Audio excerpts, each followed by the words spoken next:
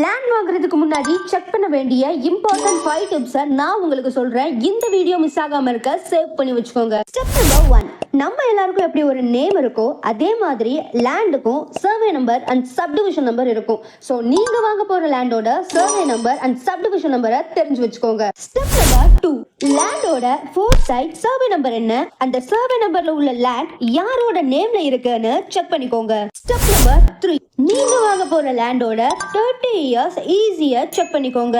அதுல எந்த வில்லங்கமும் இல்லங்கிறத கன்ஃபார்ம் பண்ணிக்கோங்க. ஸ்டெப் நம்பர் 4, நீங்க வாங்க போற லேண்டுக்கு பக்கத்துல நீர்நிலைகள், ரயில்வே லைன், பரியல் கார்டன் இது எல்லாம் 500 மீட்டர்ஸ்க்கு தள்ளி இருக்கிற மாதிரி பாத்துக்கோங்க.